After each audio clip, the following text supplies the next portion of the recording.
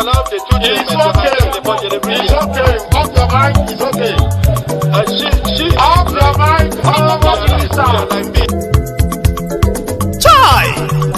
Now wow, people wey suppose talk truth to power don't off mic. And if we talk, now 500,000 they go summer us, call them hate speech. But fear not, Maiyegun don't come. Him go torchlight every corner, nooks and cranny of all these bad people where they spoil our country.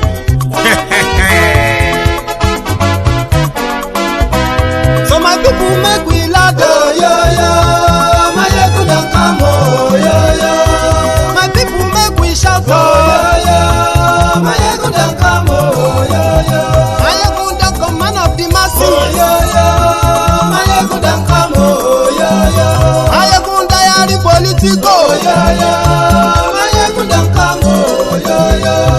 This one not the off in mind, oh, yo yo. Maiyegun don't come, oh, yo yo. And in the touchlight every corner, oh, yo yo. Maiyegun don't come, oh, yo yo. Okay, some people be they holla say they want the power. Chai, them be promise us say we go get light and power. Nah. Them hustle so they can't get the power. But now they know they do anything with the power. Sure. Every day, dollar just they get the higher power over naira. Still them talk say make we off mind. But thank God say Maiyegun don't come. So my people make you ladder, oh, yo yo. Maiyegun don't come, oh, yo yo. My people make we shout, oh, yo yo. Maiyegun don't come, oh, yo yo. Maiyegun don't come, man of the masses, oh, yo yo. Maiyegun don't come, oh, yo yo. Maiyegundiary Politico, oh, yo yo. Maiyegun don't come, oh, yo yo. This one not the off in mind, oh, yo yo. Maiyegun don't come, oh, yo yo. Person where they do evil, no one make person talk. Them say that Maiyegun, that man too they talk. He too they talk. Say Mayegundiary, he they hot like pepper. But every day then they take money in bulk. Woman picking they the street they hawk. Still them talk say make we no talk. But thank God say Maiyegun don't come. So my people make you laugh, oh yo yo. Maiyegun don't come, oh yo yo. My people make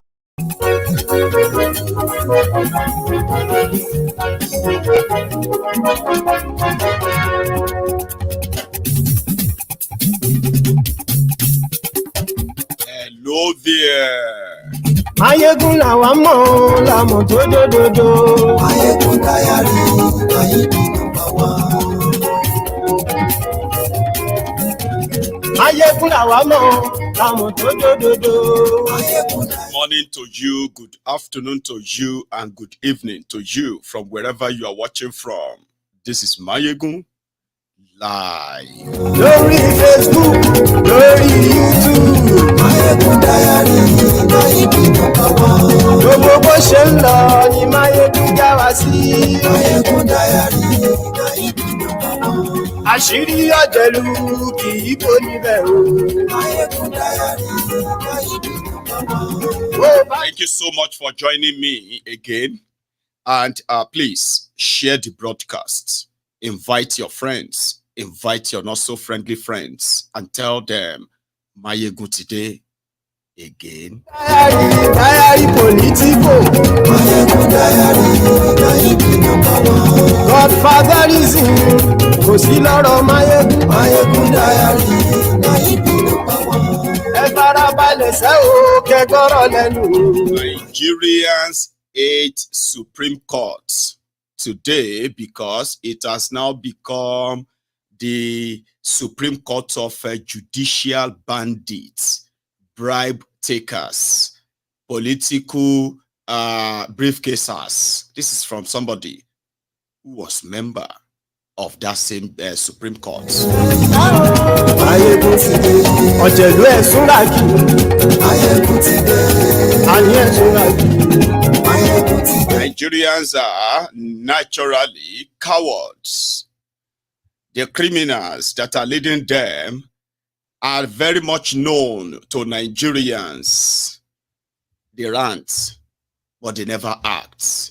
Rotif me, Amaechi, I have a lot to say tonight. Ijó ìgbádìí yẹ. Maiyegun mami. Presido bá rúfin o. Maiyegun máa mi. Àní ẹ̀sùn rà yìí. Maiyegun ti dé. Read the caption of the broadcast. Read the description as well. Share it. Pay your offering, which is like the broadcast. Sit back, relax, and enjoy once we start. Maiyegun ti dé. Aṣòfin tí ń rúfin o. Maiyegun máa mi.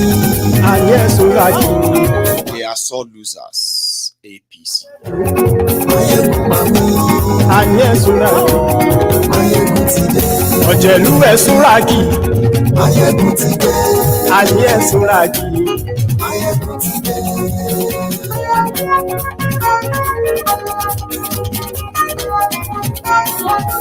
Maiyegun ti dé. I'm supposed to do the remix of this song. It seems like it's long overdue. We're supposed to add some extra. Anyway, I'm gonna work on that. Hello there. Good morning to you. Good afternoon to you. And good evening to you from wherever you are watching from. It is Maiyegun, the GO of the Temple of Truth, live. You see, when people started saying this Maiyegun is a prophet, I said, no, I am not. I am just somebody who chose, right, never to forget the actions of people, including the perpetrators. You see, when you talk about something wrong, that is talking about the problems. I am just somebody who loves to put all of the pieces together, and then we'll be able to kind of make a projection that usually come to pass. Unfortunately, most of the perpetrators of the crimes against Nigeria and against Nigerians, when they have the chance to actually do something by stopping the evil, they are mostly sealed-lipped.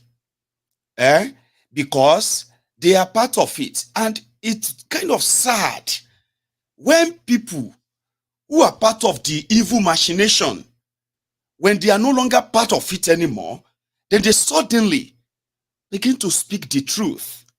So it hurts, it's sad, because they could have made a lot of difference.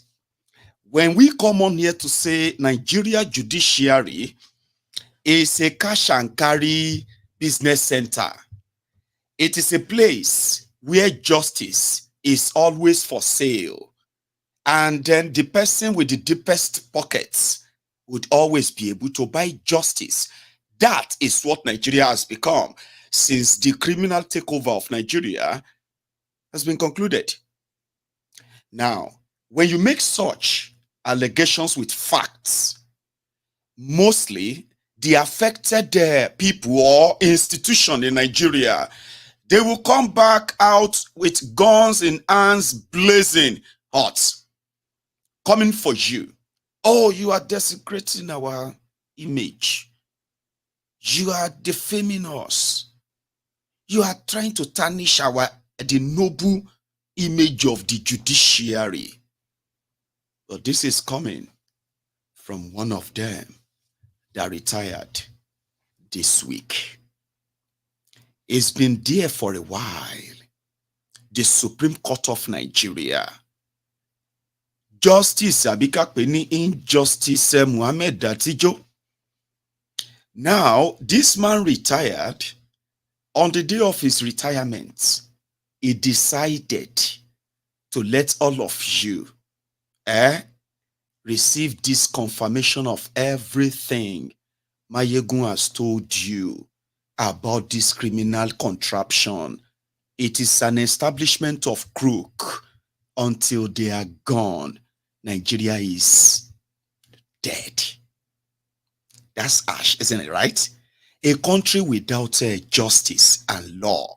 A country where criminals are, and then criminals and lawbreakers are lawmakers. You will never make any progress. It is not a cause.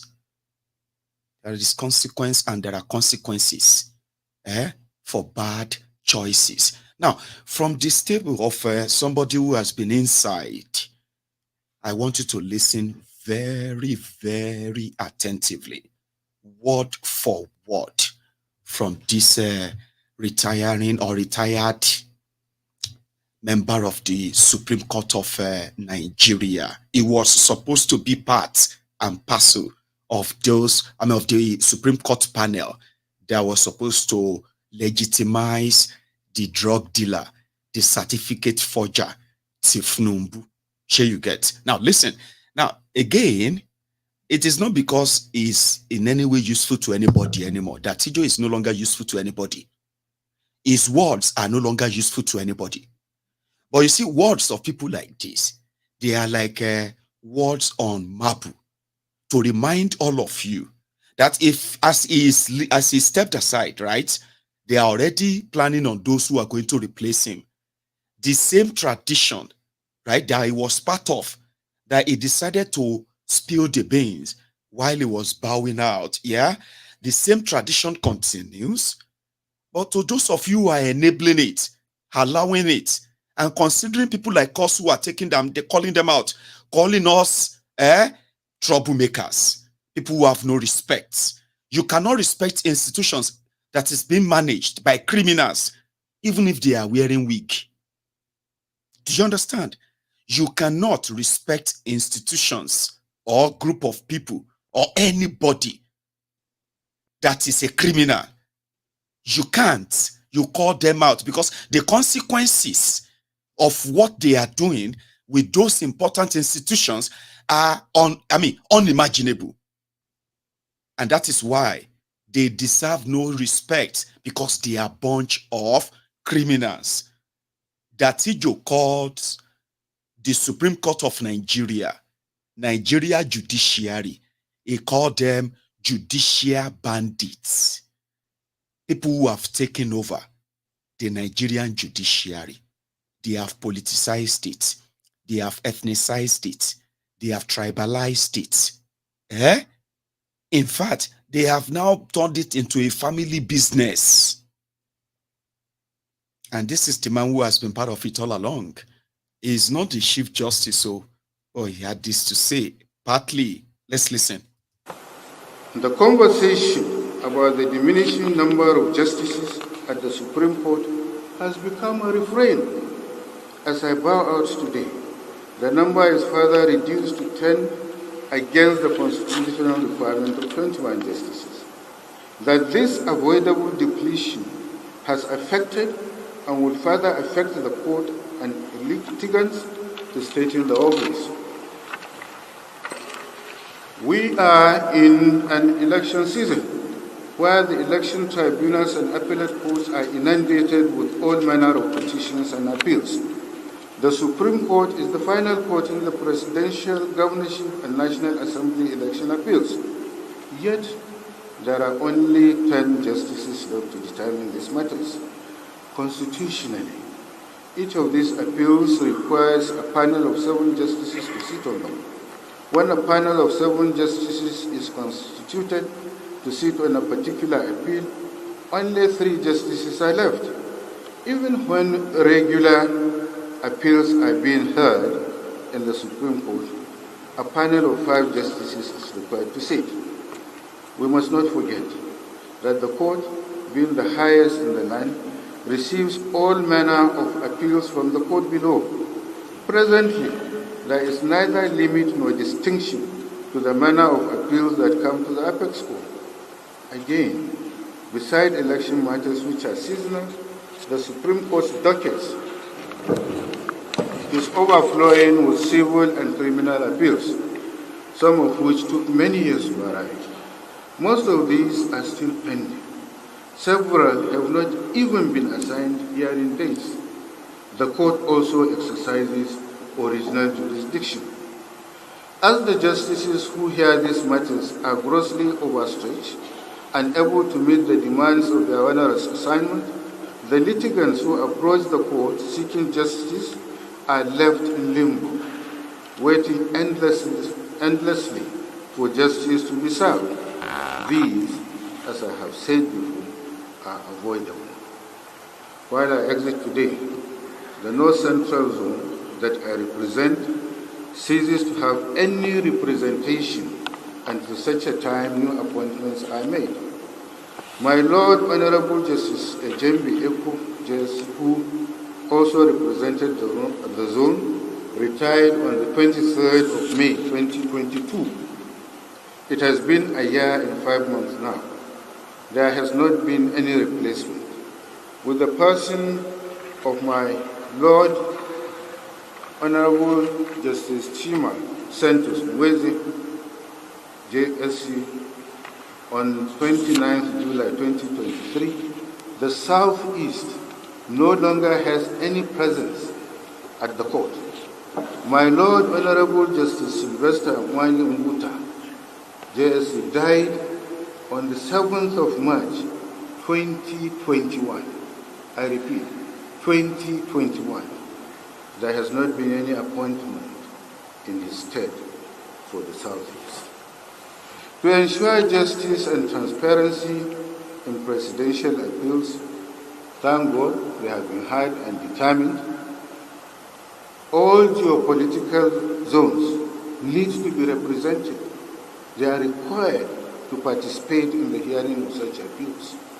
It is therefore dangerous, or it was therefore dangerous, for democracy and equity for two entire regions to be left out in the decisions that affect the generality of Nigerians. This is not what our laws envisage. Although it can be posited that no one expected the sudden person of Honorable Justice Mweze, yet it has been 2 years and 7 months since previous justice from the Southeast died and no appointment was made. The same thing with respect to the replacement of Justice Eko of the North Central, who exited nearly 2 years ago. Honorable Justice Sidi Bagi, now His Royal Highness, the Emir of Lafia from the North Central, had earlier voluntarily retired.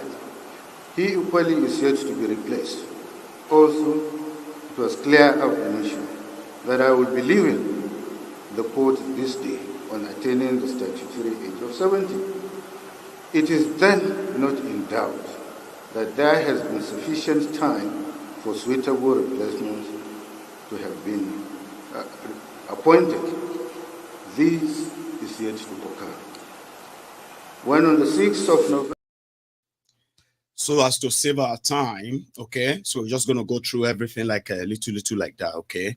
So that was him making a sort of argument for the Southeast Nigeria and then the North Central, which is the middle belt part of Nigeria, not having representatives in the Nigerian Supreme Court, okay.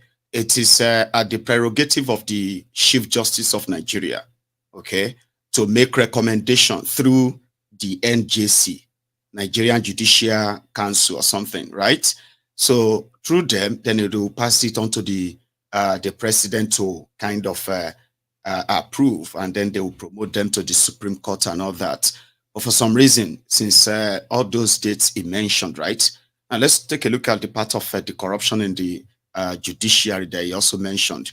Corrupted judgment, like that of Hopeless Uzodimba, the Supreme Court governor of Owerri, who has brought terrorism to the eastern part of Nigeria on behalf of APC, Egbekegbe, by the way, with facts and records to back that up. Dirty Joe, people are already calling him Dirty, that thief, Abi. That thief Joe, okay, if it goes well, right? Injustice, that thief Joe, Abi.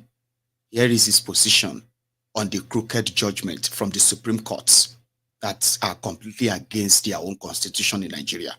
if the people we have sworn to defend have lost confidence, there is a problem that must be addressed.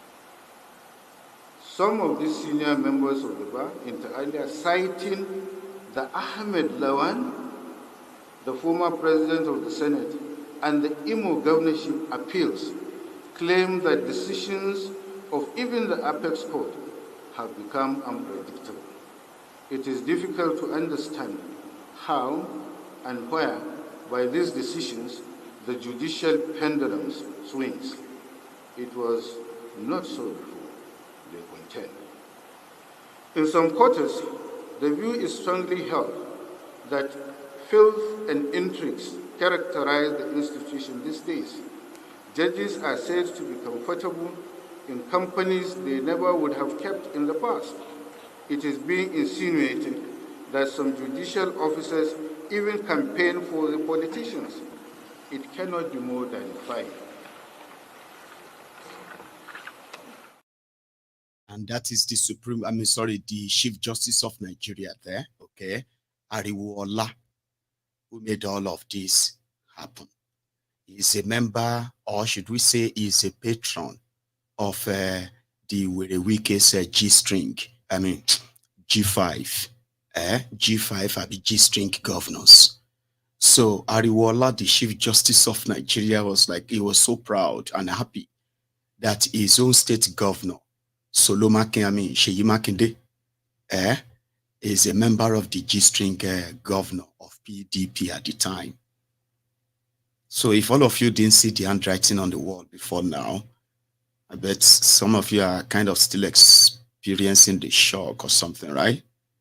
However, infiltrating the judiciary with their children, family members, to make them justices across Nigeria is also another, the judicial banditry that has taken over Nigeria, the Agberuism. In fact, it's about to get worse. From the mouth of one of them. The process of appointment of judges and the quality of judgments, of course. A couple of years ago, appointment to the bench was strictly on merit. Strictly on merit. Sound knowledge of the law, integrity, honor, and hard work distinguished those who were elevated. Lobbying was unheard of. Lobbying to accost justices into their chambers by people who seek to be elevated, that the judges should put in words for them, were unheard of. You will just be sitting, and if those who are given the responsibility of making the elevation find you worthy, you just get a letter to that effect. You wouldn't have gone to anybody to ask for any favors or recognition. But that is not the case today, unfortunately. I never lobbied, not at any stage of my career, to secure any appointment or elevation. And I challenge anybody to contradict this statement of mine. As much as possible, the most qualified men and women were appointed. That can no longer be said about appointments to the bench these days. The judiciary must be uniquely above board. Appointments should not be polluted by political, selfish, and sectional interest. The place of merit, it must be urged, cannot be overemphasized. Recently, fresh allegations have been made that children and other relatives of serving and retired judges and justices are being appointed into judicial offices at the expense of more qualified candidates lacking in such privilege and backing.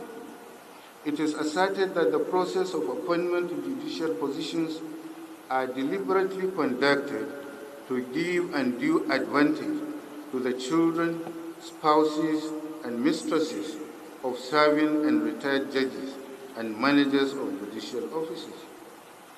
At the Court of Appeal, it is also asserted that presiding justices are now being appointed out of turn. Out of turn. When we were there, people to become presiding justices knew themselves and when they would become such officers. But now the perception is that now justices have been appointed out of time. And there is the further issue of the unpredictable nature of recent decisions of the courts as well. So you are watching this now. You are following all of this. And somehow, maybe something is kind of telling you, right, to ignore these facts and then still start telling yourself that justice must be served. Justice must be served. Justice must be served where? By who? These people? Where? In Nigeria, justice is a very, very rare commodity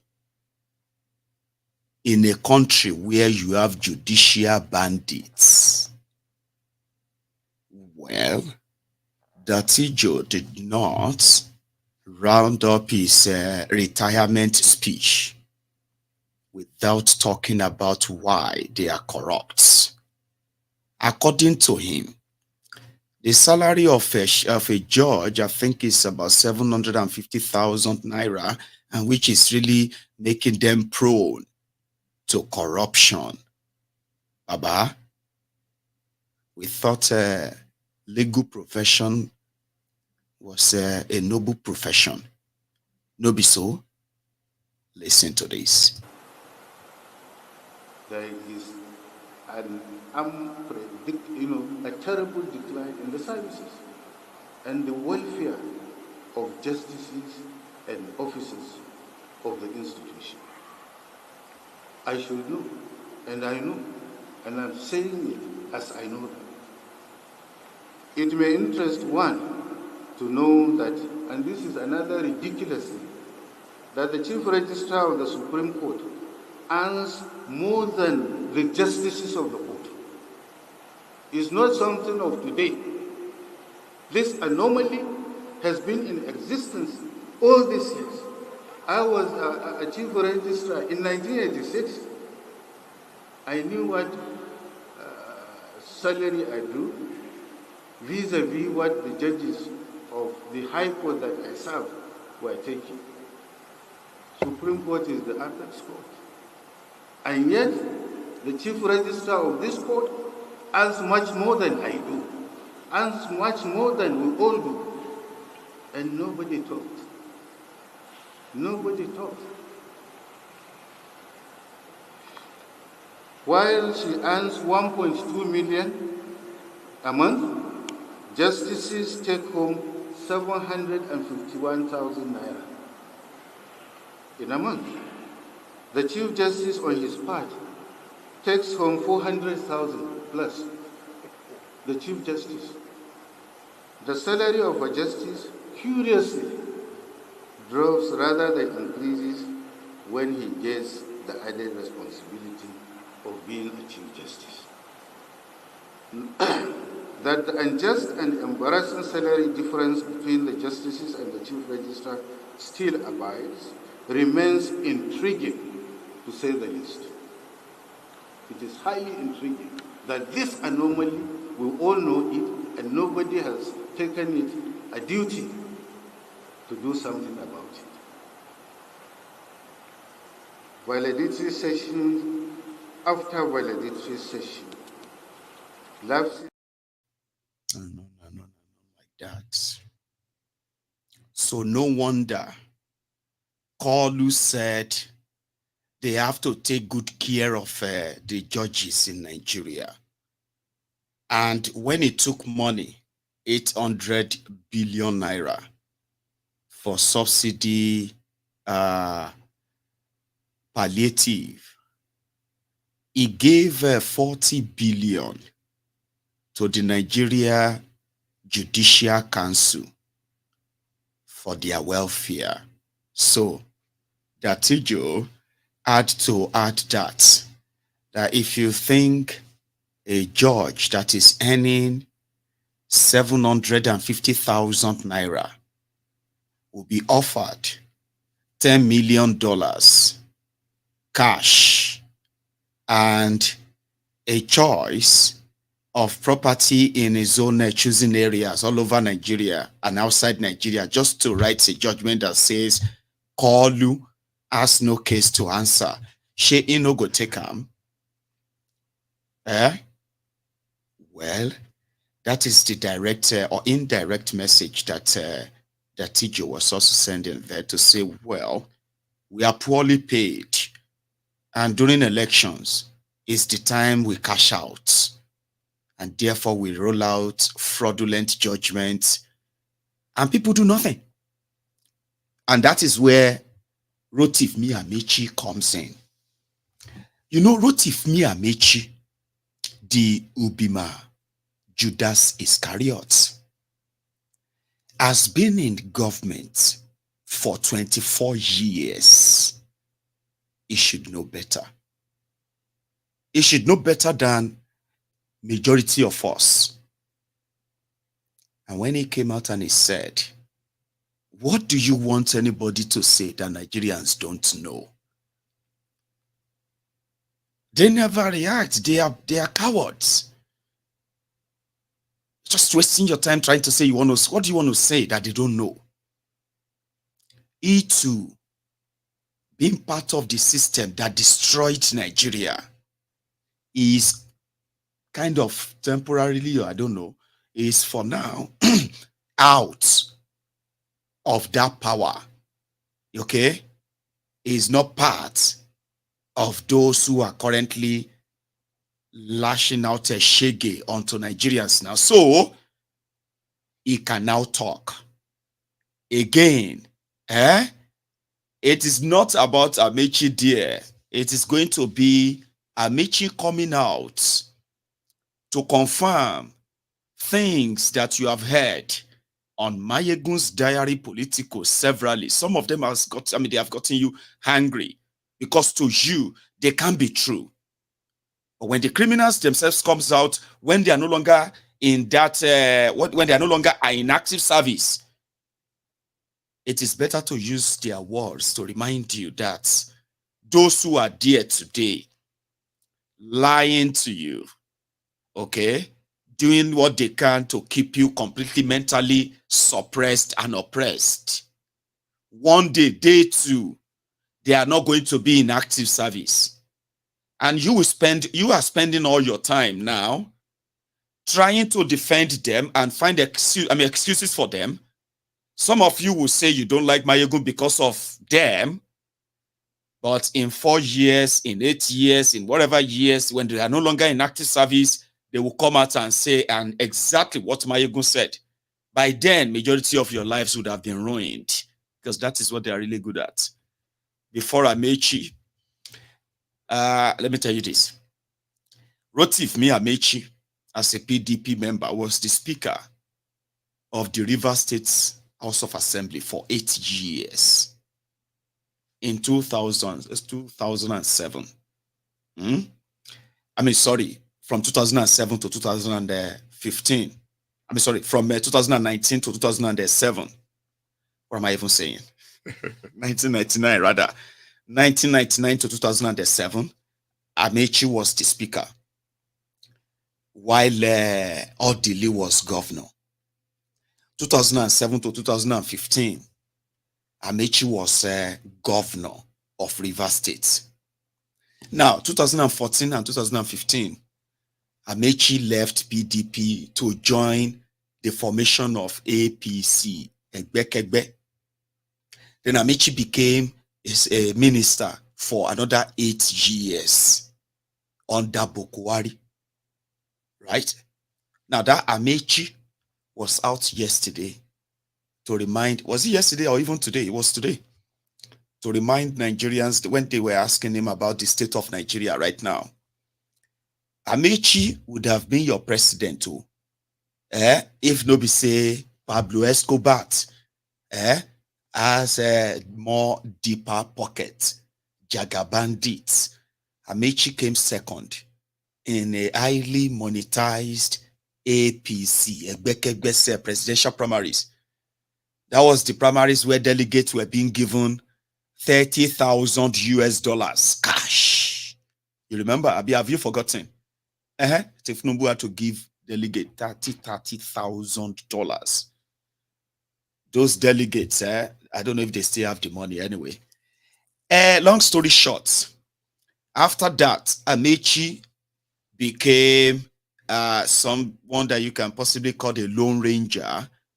He lost his political capital, his political base, and so many other things like that. Now, Amaechi said, well, you allowed all of us. He's not even arguing that he's a thief. No. In his own case, Amaechi is not saying he's not a thief. Amaechi is not saying he's not a criminal. What Amaechi is saying is that, well, Nigerians knows them as criminals. They know them as certificate forgers. They know them as whatever you want to know them and you saw them as, right? But what do you do about it? You just complain, you rant, you lament. It's the same Nigerians that are still going to vote for them. So what do you want him to say? What do you want him to do? To become your Malcolm X, Martin Luther King.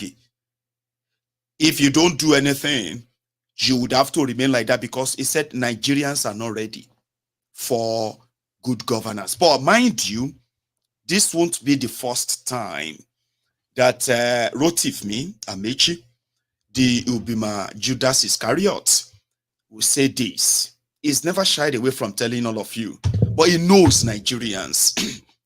He said Nigerians are natural cowards, and he's very right. Some will say, no, it's some Nigerians, Baba. And you go choose where you belong. Or if you don't say you know be coward, of course, everything where you they think, you won't wait for another person before you will do what you think you want to do. Do you know that? But we are waiting for people to lead you then. Amaechi is right.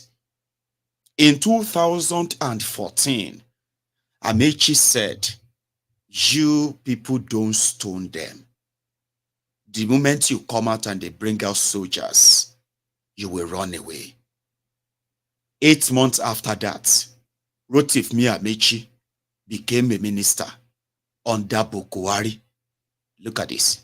There must be mass action. There must be mass action. I continue to say people must come out to the street. You see, one thing about Nigeria is the moment they see the police and the army, they run away. And that's because most of the people who come out actually are not poor people. They are rich men or rich men's children who want to enjoy themselves. The day the poor hit the street, then all of us will be on the run. All of you will be on the run? Yeah, including you. You're already on the run, so you're in America here. Yeah, you're right. But seriously, are there times that when the elites, the people in political power in Nigeria, the rich people, which you all meet all the time, are there times that you're afraid that one day the poor could actually come out? No, I don't know about others, but me, I do. You do? Yeah, I do. I believe that one day, if we're not careful, in fact, what we're doing, if you ask me, is not revolutionary. What we're doing, the 7 of us and the rest governors who support us, is to save the ruling class from themselves. Because actually, the way we are going to self-destruct. Or the way we're going, people will rise up one day and come after us. Do you think other people are worried about that? No, I don't know. I've never had that discussion. I know people are worried about the way the country is going. But I don't know whether they are worried to the point that there could be a revolution by the poor. Nobody knew that what happened in Tunisia would happen because Tunisia was a police state. Don't forget that. Yeah. But it took the burning of one person. Self-immolation. Yes. That got Tunisia to where it is now. This was when they were all rooting for Buhari. Jonathan was president at the time. And according to Amaechi, like the G-string governors of 2023, Amaechi and his crew, Amaechi was governor, okay? There was this other guy, they were like about 7, they formed rebel against Jonathan in PDP. So according to them, they needed to save Nigeria. The unemployment rate in Nigeria at the time was 8.5%. The exchange rate of Nigerian naira to dollar was at 145 naira to a dollar. Nigeria's economy was the biggest in Africa at the time, but Jonathan was considered to be a doom that they must save Nigerians from. So they were rooting for Bukwari. 3 years after he made that statement and he became a minister, he was caught having a chat with Nigerians 3 years under Buhari. Listen to this. These are not things you publish. If you publish it, you will never sit with me any day. 3 years of Buhari, everybody's dying, crying. Pressmen are crying, farmers are crying, workers are crying, politicians are crying, students are crying. 3 years, but the rate of poverty is very high. People are hungry. Nigeria will never change. So you should learn to gossip with your They should learn to gossip with us because you chose to do that with us, and we appreciate it.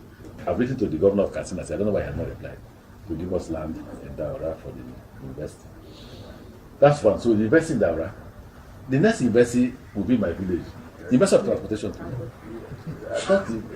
Why are you laughing now? All of you are graduates of one another. There's a common saying we learned when we were small: charity begins where? My own begin abroad.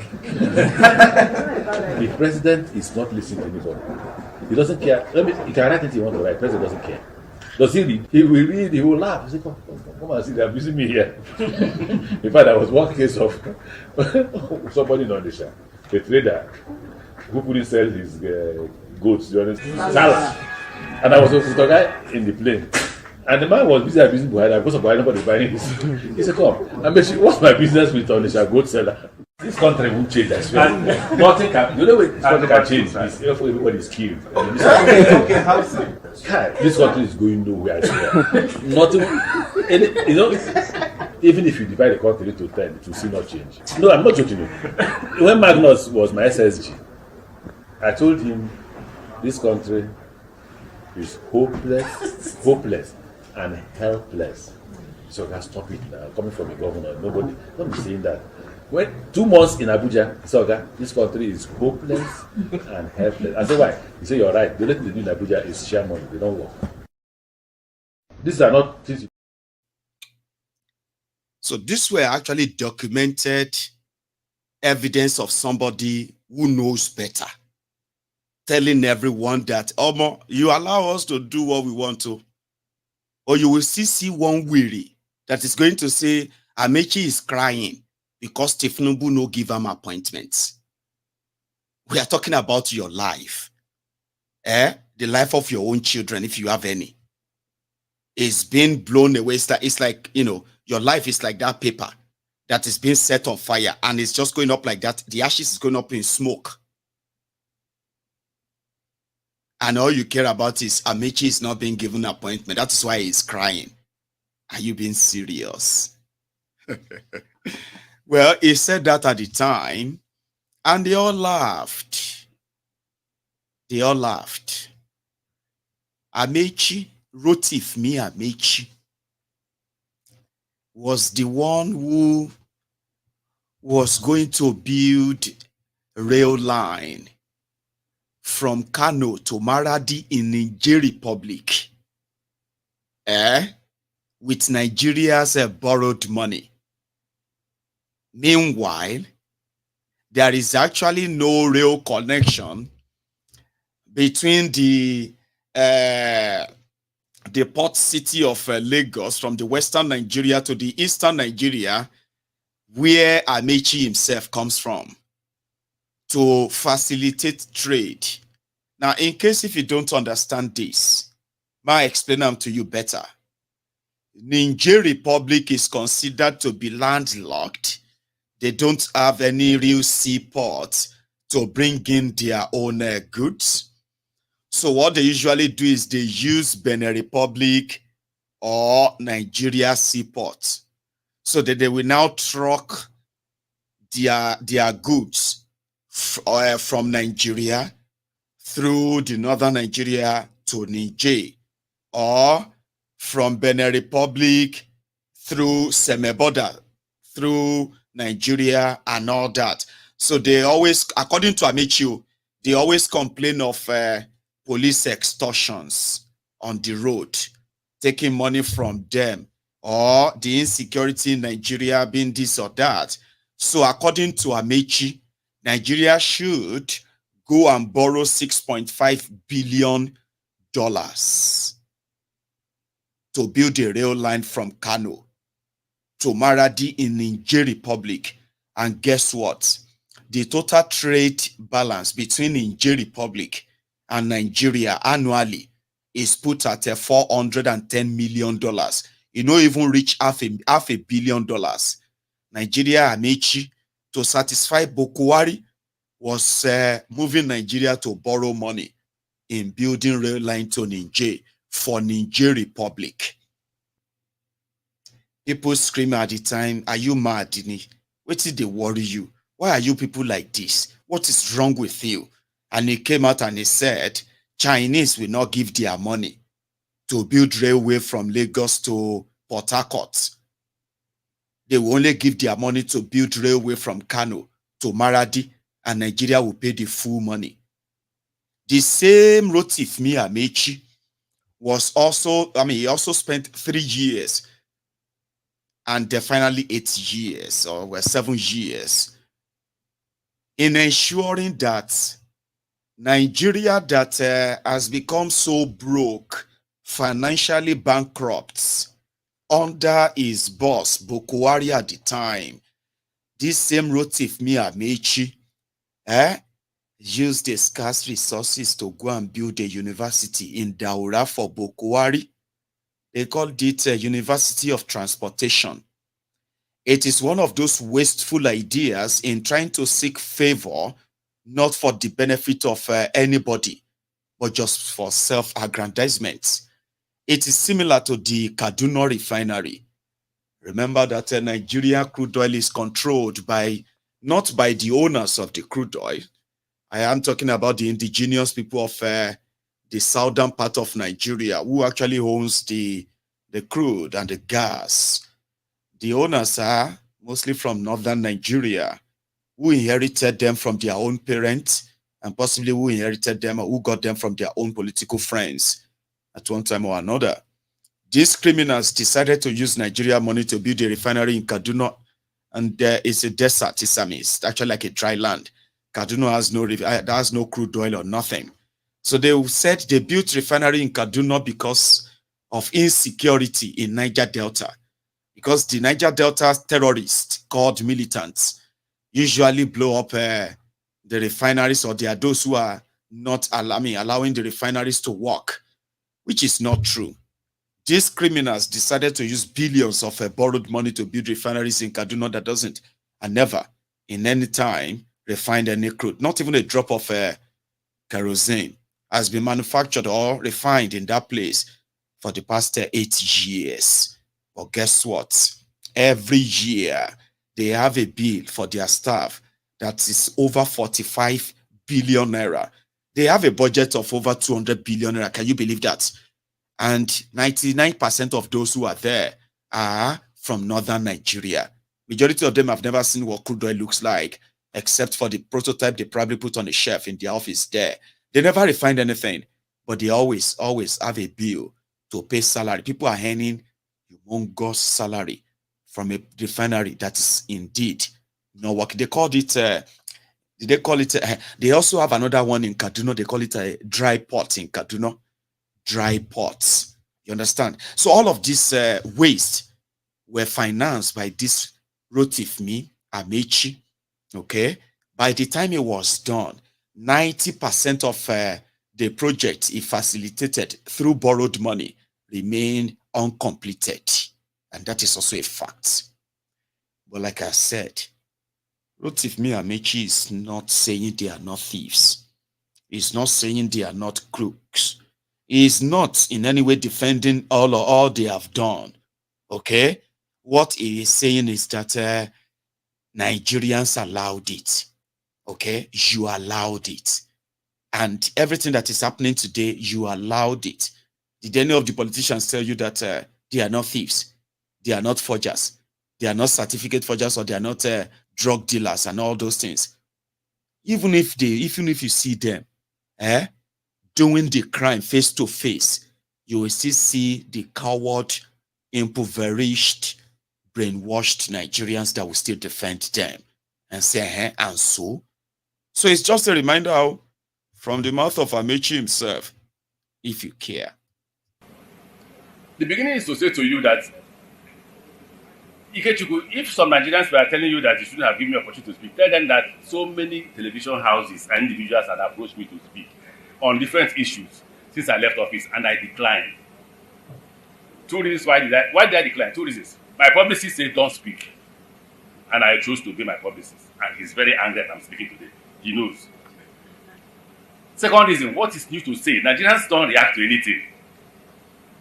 Has any politician told you that he's not a thief? Tell me one politician that has told you that he's not a thief. Tell me one. I don't know why you're guarding forgery, no forgery. What politician told you I didn't forge? Which politician told you he went to university? Which politician told you he served in NYSC? Which politician told you he has a certificate? Nigerians know and still vote for them. So what's your problem? No, tell me what's your problem? So I said, why should I speak when already there's nothing new? Okay, you observed Buhari's period. I will leave Politico 1 a.m. I arrive Abuja, I leave Abuja 3 a.m. Somebody said they made Buhari. Did I say anything? I didn't say anything. It's not important. Nigerians choose who to believe and who not to believe. Nigerians choose who to vote and who not to vote. Even if you come to a Nigerian man's house and kill the mother, the father will continue his life. Nothing bothers you. Nothing. So why do I waste my time? Yes, that's the original. So give it to me. You see it, so that you won't say tomorrow he brought photocopies. But when we get there, that is when we're talking about Buhari's government.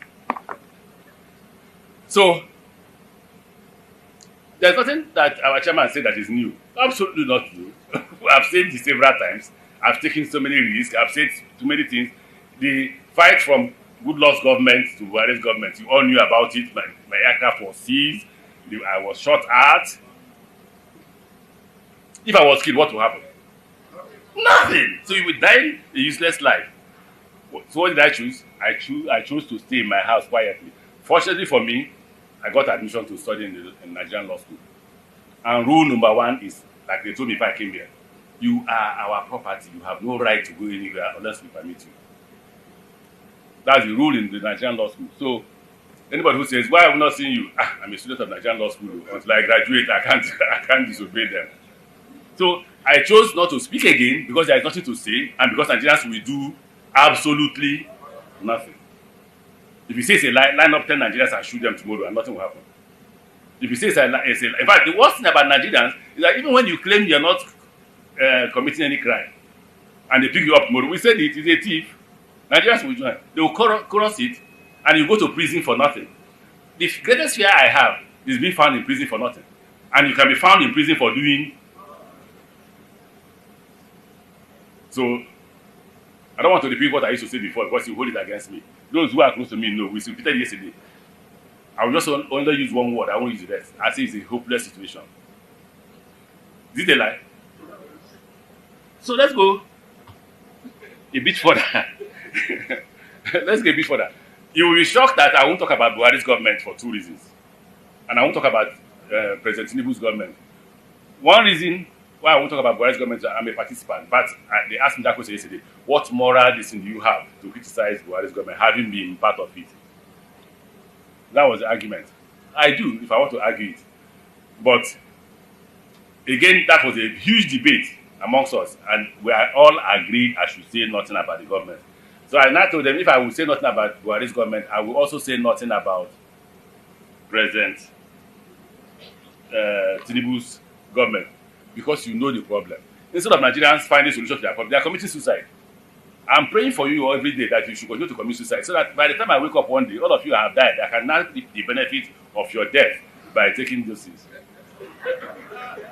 What other people resist, like in Ghana, as is going on now, like in Kenya, is what Nigerians, no worry, not be 4 years. After 4 years, you will go.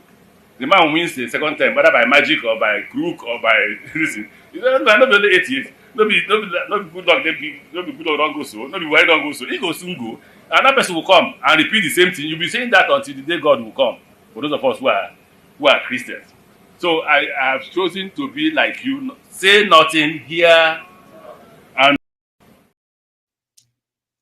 Did you get the message? Eh? If you are fighting for Nigerians, I advise you, number one, don't fight for Nigerians.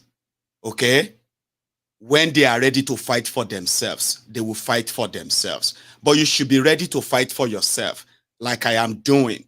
Speak out, mobilize, organize, enlighten, and do everything within your capacity to ensure that you have active citizens who are ready until when you have the number.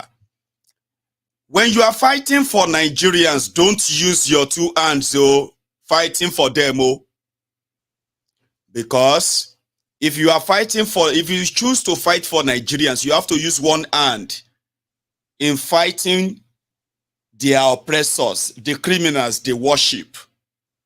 The second hand, you have to use that to protect yourself, from Nigerians that are going to be hitting you with stone, with stick, telling you that who send you? Now who send you? Say me you the fighter.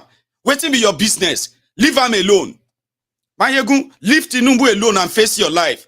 Maiyegun, what is your problem? What is your problem? Leave him alone. Where's your father? You this go and look for a job. You this Maiyegun, go and look for life. Now Nigerians be that you get. So at the end of the day, it will surprise you, or should I say, it will shock you, that by the time you bring back your two arms, you will have more scars from Nigerians that are ready to lynch you than the scars you are going to get from fighting the criminals by facing them. I know they fight for anybody. Make everybody just be ready to fight for his own right.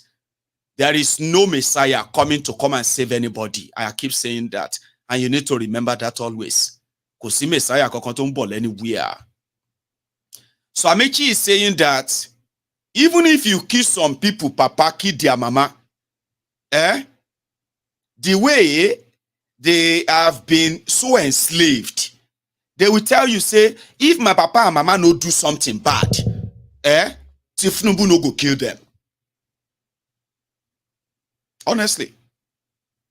So that is why Amaechi was like, if I get killed or I go to prison, he saw his own people, killing other people who criticized them. I mean, jailing people who did nothing. Mazi Nnamdi Kanu is currently locked up in DSS cell. He did nothing. Nothing. Criminal, no to law. Sure you get. But he's locked up. And what did Nigeria do? We not tell you. Like Amaechi said, when they see their, neighbor, that they are already chorusing that we don't even know what thing they do for a living, and is arrested for something, whether he did it or he didn't do it, the society will be like, you don't hear them, they don't arrest your friend. They say it's armed robbery. I told you, that guy no clean. I told you. So they are not in any way, the society itself cares no hoot about anybody. They don't give a damn about you. So if you now have a chance of robbing them, of cheating them, please don't hesitate to do it, because whether you do it or you don't do it, they don't give a damn. In fact, for not doing it, they may even hate you for it. That's what Amaechi is saying. And he's so right. Somebody said, as much as they detest him, he's been honest. He is not saying he's a saint. He's not saying he's not one of them. He categorically said yes. But look at what is going on in Ghana. Look at what is going on all over Africa, where people have actually risen up against the kind of life that their criminal leaders are trying to force on them. But in Nigeria, they cry, rant, and then they move on. He's so right. Somebody said it is so painful that he's so right. And there is nothing anyone can do about it. Seems so, yeah? But there's another part I actually wanted to also listen to. This one is about him and the lady that was in charge of MPA. That lady, that one, yeah, the lady in blue. Okay, Adisa Bala. What is that her name again? When Amaechi was a minister of transportation, she was the one in charge of the Nigerian Port Authority, MPA. Sure you get. Now she's accused of stealing over 70 billion naira. This woman on the left stole 70 billion. Then they later said, no, it wasn't 70 billion, it was 22 billion naira. Now she wrote a book to say people who are accusing her of stealing money, they were those. She stood on their toes, including Amaechi. And she now spoke about how Amaechi was using MPA to loot money, right? And she stopped that, and Amaechi wanted her gone. Another thing, so Amaechi now had to say, no be waiting up with that. So in his own words, listen. She stepped on no toes. Go back to the hotel now and get me that copy. So what I want you to join is, there's a huge debate in the past 6 months since after she wrote that book, whether I should respond or not. And I chose that I will respond today. 90% of my friends said I should not. In fact, there's somebody who is not here today because I said I will respond.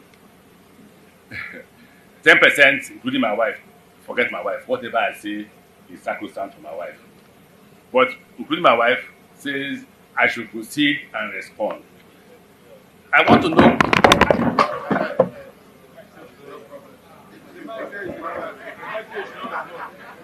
I want to know whether I should respond or ignore. And Ikechukwu is on the side of people who say I should respond.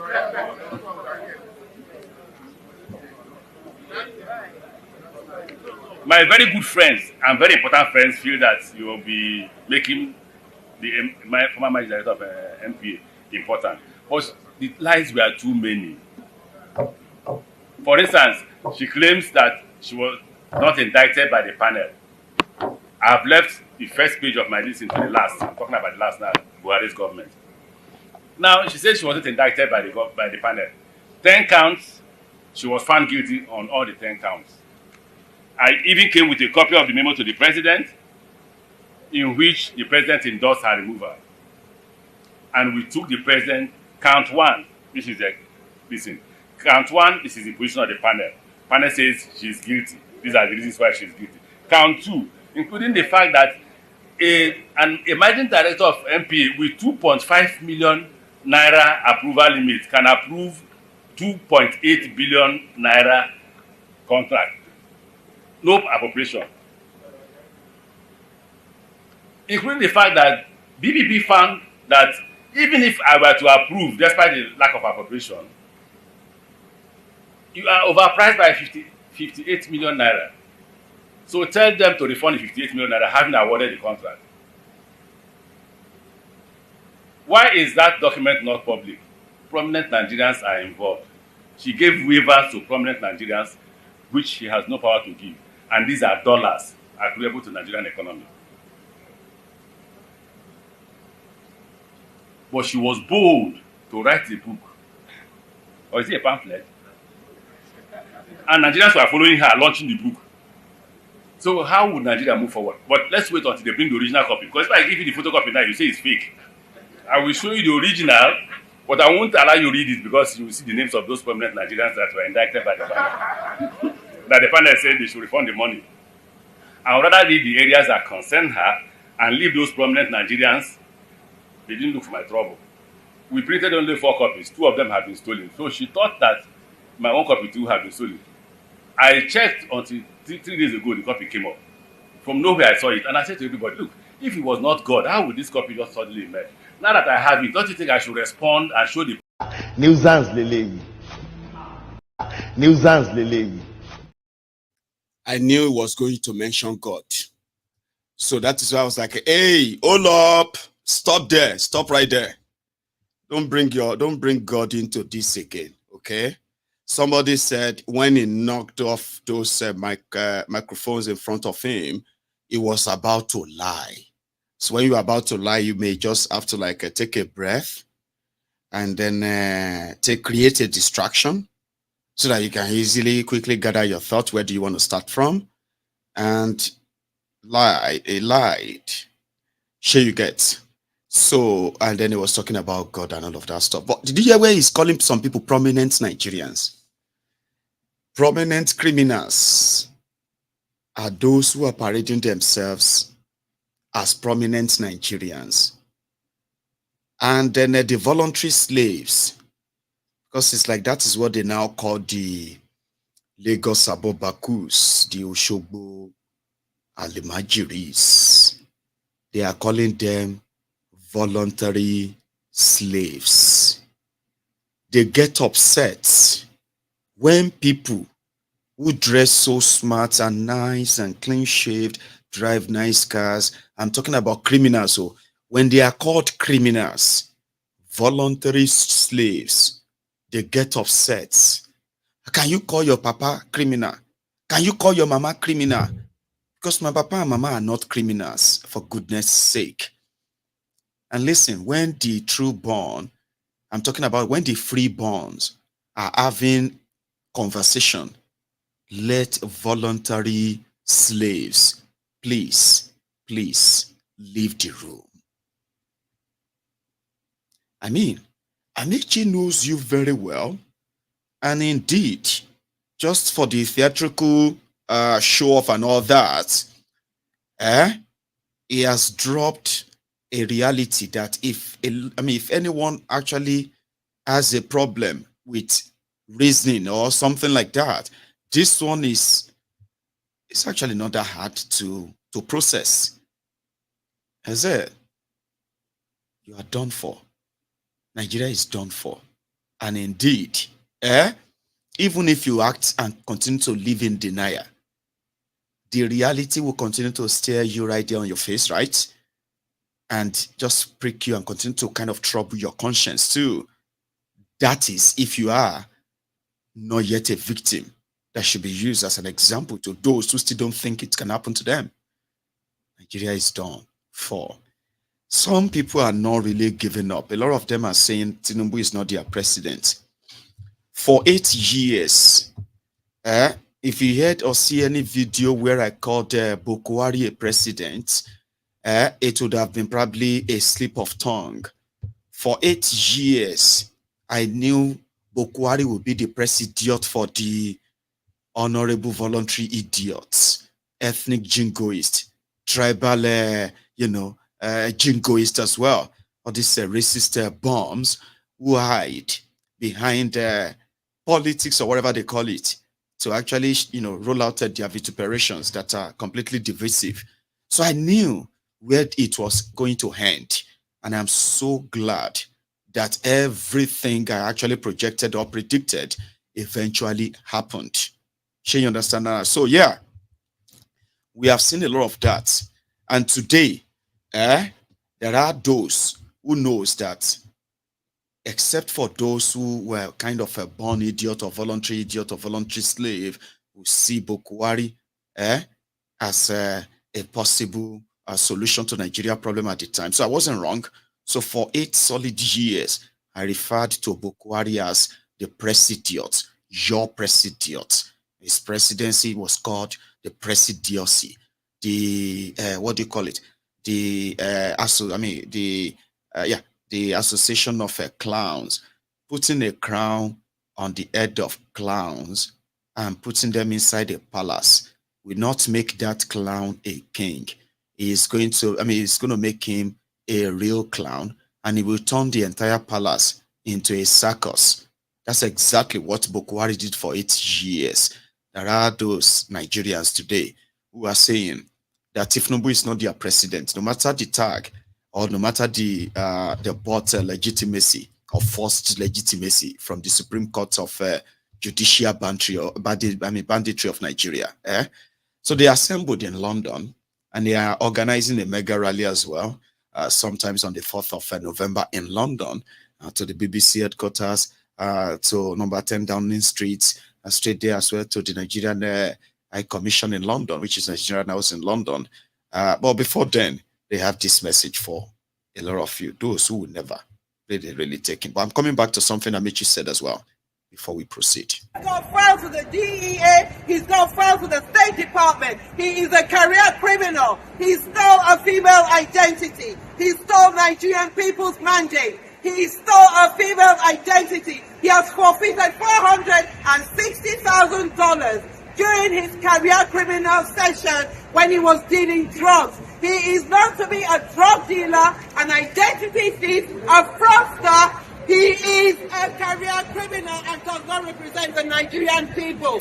We want the world to know that the imposter president of Nigeria stole a female's identity, and that is what he is bearing today. So please, do not accord him any respect. Instead, we hope that you spit on him when you see him. Nigeria definitely deserves better than this. Nigeria's imposter president stole a female's identity, and he has got files with the FBI, he's got files with the CIA, he's got files with the DEA. He is using a female's identity. Chief Tinubu is not our president. Chief Tinubu is a certificate forger. Chief Tinubu is not our president. Chief Tinubu is not our president. Chief Tinubu is a certificate forger. Chief Tinubu is a certificate forger. Chief Tinubu stole the people's mandate. Chief Tinubu stole the people's mandate. APC is a party of criminals. APC is a party of criminals. APC is a party of criminals. APC is a party of criminals. APC is a party of criminals. APC is a party of criminals. Chief Tinubu is a career criminal. Chief Tinubu is a career criminal. Chief Tinubu is a career criminal. Chief Tinubu is a career criminal. Chief Tinubu stole the people's mandate. Chief Tinubu stole the people's mandate. Chief Tinubu has captured the Nigerian state. Chief Tinubu has captured the Nigerian state. Chief Tinubu has captured the Nigerian state. Chief Tinubu has captured the Nigerian state. Chief Tinubu is the worst of us. Chief Tinubu is the worst of us. The current imposter in Aso Rock is not our president. The current imposter in Aso Rock is not our president. Chief Tinubu does not represent us. Chief Tinubu does not represent us. Nigerians deserve better. Nigerians deserve better. Nigerians deserve better. Nigerians deserve better. Nigerians deserve better. Nigerians deserve better. Chief Tinubu is not our president. Chief Tinubu is not our president. Supreme Court ignored certificate forgery. Supreme Court supports certificate forgery. Supreme Court supports certificate forgery. Supreme Court of Nigeria supports certificate forgery. Chief Tinubu is not our president. Chief Tinubu is not our president. Chief Tinubu, who you be? Chief Tinubu, who you be? Chief Tinubu, who you be? Chief Tinubu, who you be? Chief Tinubu, who you be? Chief Tinubu, who you be? Chief Tinubu, they are coming. And we are competing with armed robbers and the bandits to recruit from the youths who are unemployed. 33% unemployed.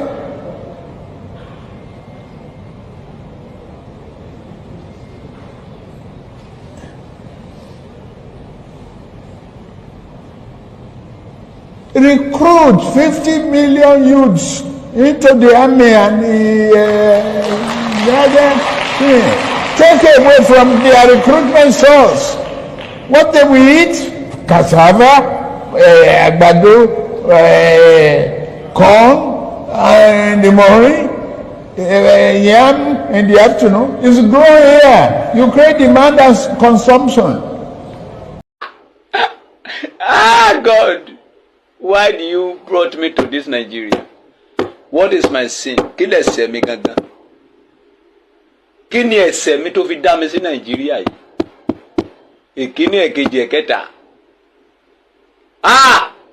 Ó yẹ o. Anyway, make I give my own TED talk for the next few minutes. I kind of love how this program was coming up chapter after chapter. Then we got to a stage where we saw Nigerians in London, very handful, who were bold enough to come out and stand outside the Nigerian embassy, or should we call it Nigerian Commission in London, in their own group protests. And I can see a lot of you watching from the comfort of your bedroom right now, or maybe you are somewhere else, judging them. That is what will now take me back to what Amaechi said at the end of that his first clip, when he said, Nigerians don't really care. Shall you get? Which kind of protest be this? Protest of 4 people. Those 4 people, they could be in their own bedroom like you right now, just to watch a video and just like every now and then. But those are the people who have taken it beyond just talking. And you can't sit down there and comfortably type noisemakers. They are wasting their times. Amaechi said, the typical Nigerian will tell you, is it not just 4 years? 4 years will soon be over now. Then if the person now rig again by crook or hook, and 4 years turn to 8 years, they will say, oh, at least it's already done 4 years. It's only 4 years that is remaining. It will soon leave. Same thing they told you during Bokuwari.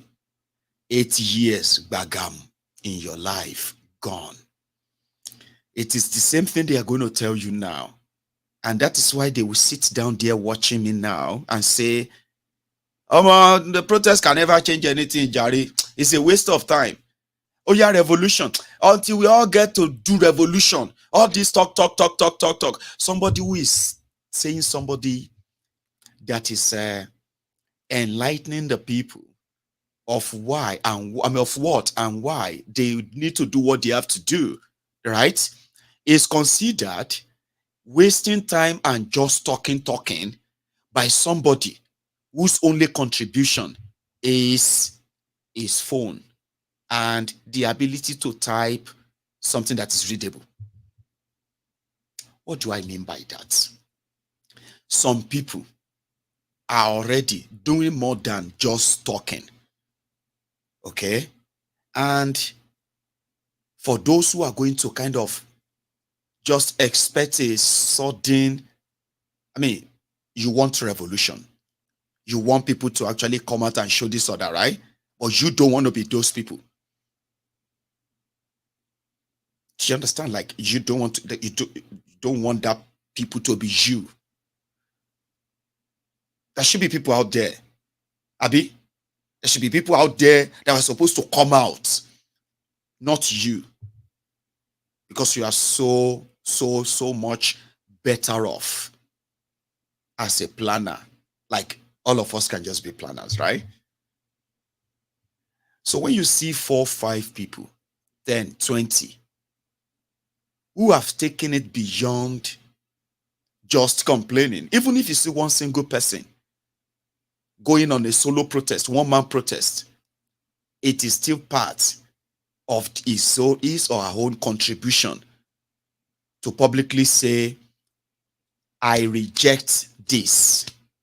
Now, we are all saying that if we have a huge number of us that are really going to come out and make statements and say, we reject this. But what majority of you don't really admit is this. You don't see yourself being one of those who are going to be out there, Abi, but you want a lot of people out there. I mean, I don't know if that message actually clear to you or something or not, but the bottom line is this. Nobody is coming to fight for anybody. Don't even think about it. Okay? It is when you feel like you actually deserve better and there are no options being given to you. Like there are millions of people who have no options right now. Unfortunately, there are also the millions of people who believes that they still have options by giving lifeline to these criminals. So when people who have been part and parcel of the rotten system kind of come out to tell us that we are all FUCKED, fragged like that, right? Why do you want to create an alternative reality to make it look like, okay, maybe that person is just disgruntled? Oh, it's disgruntled, that is why. It's because they don't give a shit. Papa, we are talking about what they are doing or what they have done that has actually altered the, what do you call it, the trajectory of your many life, including so many of our lives today. And that person is not even claiming any sanctimony or being sanctimonious or anything. He's saying you allowed it. And it's exactly what we have said on this program many times too. For every suffering, for every criminal that has his own chance of taking advantage of Nigerians, just believe that they allowed it. Unfortunately, those you probably will wish to speak out, the elite as you call them, they are also part and parcel of the rots. Now it's now up to you to stop kind of listening to rogues. I don't know how long it's going to take you. Some believe that it is life experience that's going to actually teach you, or like many of us, which life experience has, sort of taught us even better about Nigeria. A lot of you are going to also come to that time and that reality too, eventually. Okay? Well, I wish that you don't really have to be a victim that experiences all we are saying now before you can actually stand up and do something. Because unfortunately, many times, when you become the victim of Nigeria and the Nigerian bad leadership, and you know what I mean, right? You may not even have the energy, the strength. You may not even be, the energy to fight it back. You may not even be alive to even be able to fight it back. And that is why I always encourage people to say, like, listen, you don't need to be a victim. Before you know, these guys have said it. Nigeria is hopeless. Nigeria is helpless. And a lot of you don't believe, or you just don't want to believe. Many of us also know, and we have seen it, that Nigeria is hopeless. Nigeria is helpless. Okay? And 4 years, 8 years, or even a single year that these criminals are in charge of our own destinies, right? It's like it's more or less like a destiny lost. And that is why, if you are still waiting for that thing, that is really going to actually make you stand up when it is already supposed to have happened since yesterday. Okay? I hope you won't be a victim before you realize that. Somebody struck another chord, kind of, in America, and that is Chimamanda Adichie, where she was kind of in an audience with Peter Obi and others. So she introduced Peter Obi as the man to won election in Nigeria. But the way I am saying it, disobedient movement or so, is not going away anytime soon. Oh. Well, just a spice on this for tonight. Watch this. So in Nigeria, when events happen and when there's a big woman or a big man, people say, we want to recognize the presence of... So I'm going to ask you to let me be very Nigerian today and say that I want to recognize the presence of a man I deeply respect and a man who I think is a beacon of hope, not just for Nigeria, but for Africa. And he's the man who many of us know won the elections in Nigeria. He's here with us, Mr. Peter Obi.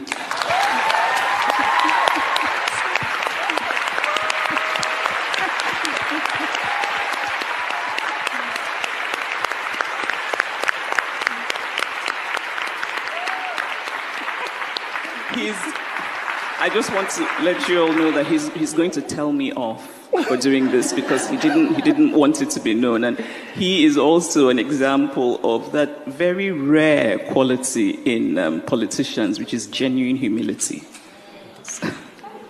Yes.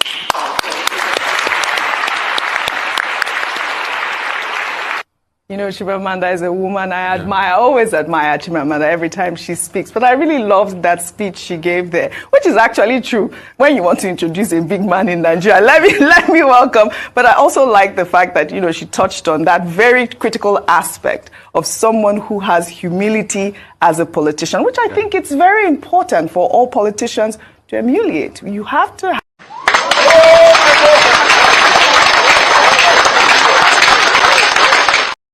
humility, no arrogance, and the rest of that. I think it's about what he called himself: character, competence, and what again? The 3C. You must have character. You must be competent. What's his third one? You must not be a forger.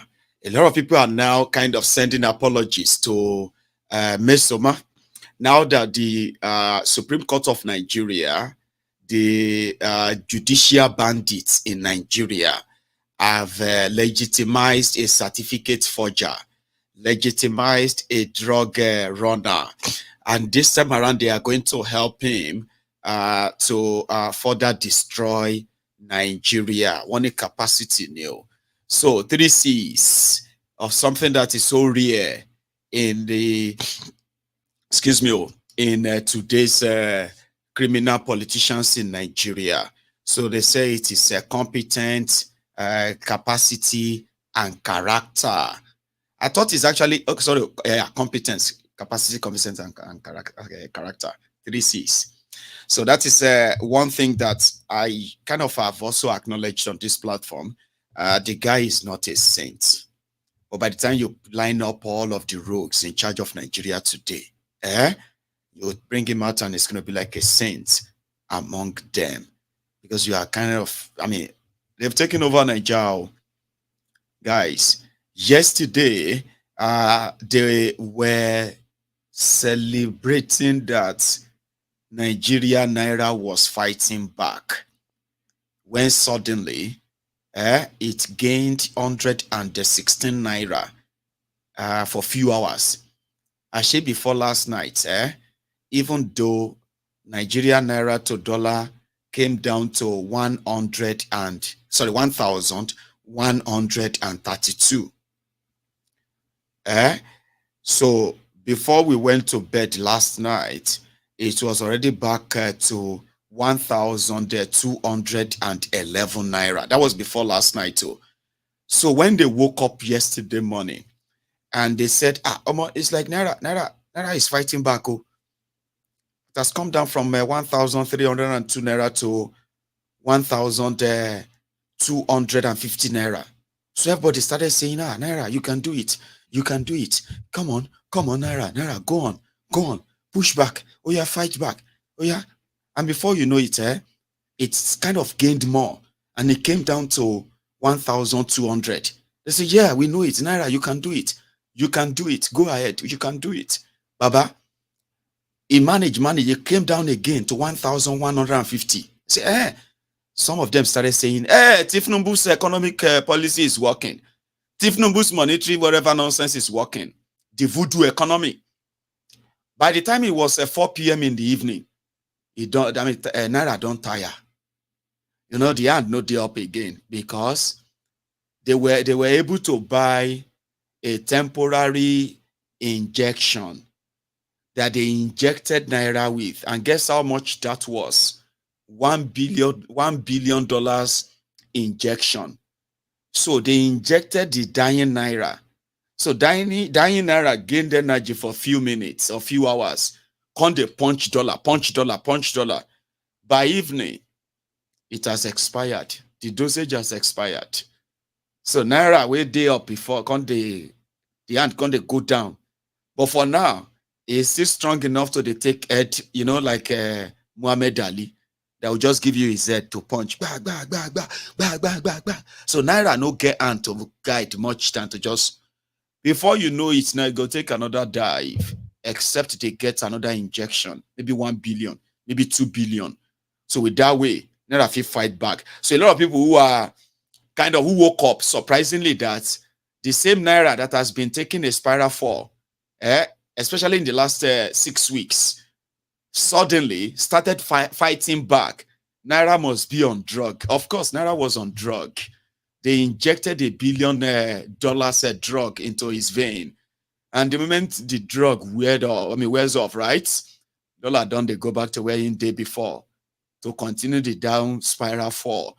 I am not wishing Naira. Prayer, no be prayer. Go make Naira function. I have told you this many times. Okay? Stop blaspheming God. Let me say this before I take calls, okay? A lot of you, when we are talking about politics and the people in charge of government, the power of, should I say, the effect of their decisions on people is so massive that they were supposed to be held responsible for all of their actions and inactions. But so many of you who are godly people, I don't have problem with your faith. Seriously, I don't. And sometimes I kind of feel bad that some people will say, Maiyegun, I don't know if you believe in God or not, but I just want you to, I do believe in God. Some people will tell you that there is no God. I don't question them. That is their belief. I don't have religion because God doesn't have any religion to start with, okay? But knowing God or not knowing God has nothing to do with religion in my own book. And that is why I kind of respect all religion. And I feel at home with all religions. The only way I have problem with a lot of you who have religion is that when I am talking about criminals and their actions through bogus, fraudulent state policies, sure you get, these actions affect lives in real life. I don't want you to start saying, let us pray to God for them. You are blaspheming God. You are trying to make God a magician. Maiyegun, let us pray for them. Are you mad, Dini? She mad, Dini, ma? She wants to pray for one. Did they curse them when they started ruining Nigeria? She ekpe loshe for one. So when I now tell you, leave God out of it, please, story along, you begin to feel like it is because somebody doesn't believe in your God. No, you are trying to make God look like a magician. Somebody went on to go and collect loan with interest in the name of giving people subsidy palliative, 800 billion naira. And from that money, some of them took 240 billion. Another one took 40 billion. And they decided to go and buy themselves 160 million naira car each. The people that they promised subsidy have not been given anything. They're languishing. They are wallowing in the policy of that saying they are removed subsidy. That's the action of the policy, right? Then you turn around and you say we should pray for them. She will share any money. Because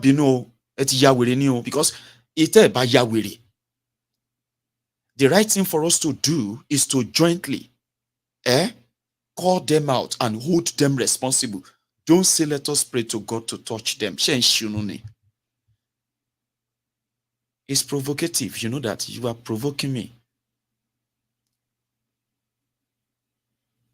They do all things they have done intentionally. There are expected blowback from them.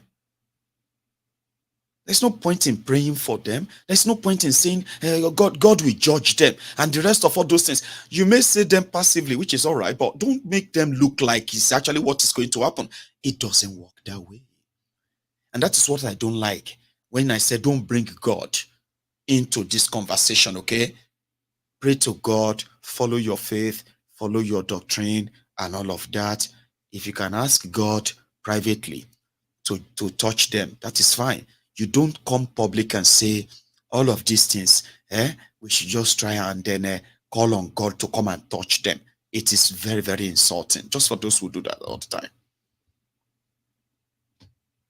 You cannot pray your way out of the problems that is self-inflicted and that is still very much happening. You can't pray your way out of that. You can pray in your own faith, okay? Pray according to your belief. When you pray, pray to God to give you direction. Pray to God to bolden your heart, to give you courage, like Daniel, so that when the day comes that you will need to face your worst fear and your worst